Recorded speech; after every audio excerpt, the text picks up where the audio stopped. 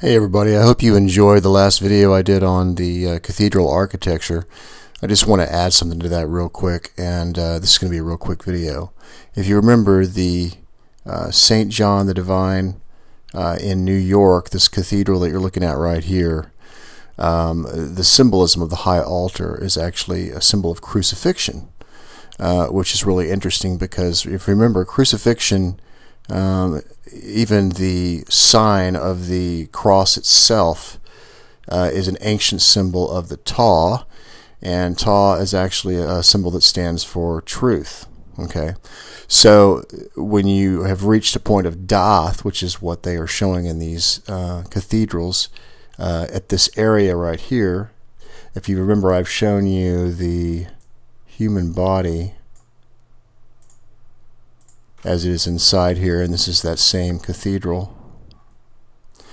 And you can see that the high altar is right up here where the brain is. But if we turn on the tree of life, it's right across here, right where the brow is. And you can see how the head fits in here from the chin to the top of the skull. So what I wanted to show you was I wanted to dig into the high altar just a little bit more for a second and show you some interesting things about it. So when we reach the high altar inside that same cathedral, this is what we see. Now look at the way that he is on the cross, and notice where the crown is located. This is a very Kabbalistic and Gnostic type symbol that's been placed here. Well, a lot of people probably don't realize that.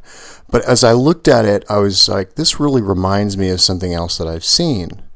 And so I decided to test it. So what I did was I put some geometry on top of it.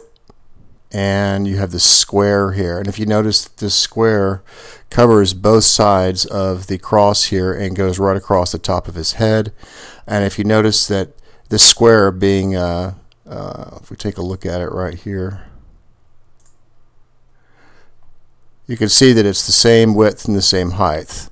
In this particular instance, based on the sizing and everything I've done, it really doesn't matter. It's proportionally the same. It's a little over 1,000 pixels per side, per height and per width. So we know it's a perfect square. So it goes right across his head and it goes right across his feet. So I was like, well, this looks very similar to something else that I've seen before. And so I decided to test it out, and indeed it is, because if we take a look at Vitruvian man, we see the same kind of symbol. His fingers reach the edge of this, and let's just go ahead and take Vitruvian man and turn him down just a little bit so we can see what's behind him.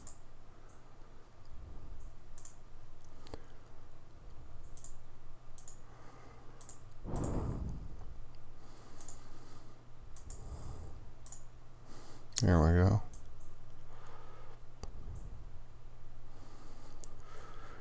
So you can actually see that the geometry of his body, his hands reaching out to this area on his square, also cover the cross, and it also goes right under his feet as well. So we're looking at the same kind of symbolism. But there was another thing that caught my eye about. It was really interesting that I didn't notice before about Vitruvian man.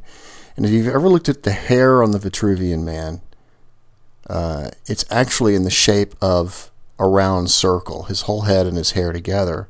So if you compare that to what you see on this, and if you plop up some other geometry on this well, you'll see that the size of the rings are also fitting into what we see as far as Kabbalistic and Gnostic type drawing. So let's just zoom into that real quick and take a look at that. You notice how his hair is actually kind of in his hair and his head together, they're kind of in this ring shape. So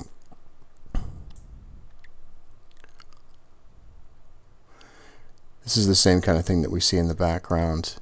His hair is actually covering the same size ring as what we see on this cathedral. So this isn't the only time I've seen this with the Vitruvian man. The other pose that he's giving is right here, right, where his arms are raised up and reaching the top of this square. And this right here that you're looking at is an old painting as well. So he's showing the same thing. You can see that his arms are going in the same angle as well. And you can notice this top of this square is going across and is the same width of this cross. So the Vitruvian man is showing us that that this is what he was referring to, the same alchemical understanding of squaring the circle is what he was referring to here, and comparing that to the symbolism of Christ on the cross, which is the same thing that we see inside these cathedrals, representing Christ or any person reaching a point of da'at. So I thought that you'd be interested in seeing this real quick. Once again, here we go. You can see the comparisons to the church and what we see with Vitruvian man in the geometry. And the interesting thing to note is the ring, the square just under his feet, just over his hands on both sides, reaching the point and the ends of the cross and just at the top of the disc. So I thought this is what was actually trying to be presented here, but I just wanted to make sure, and thought I'd show you guys in the process. You guys take care. I'll talk to you soon.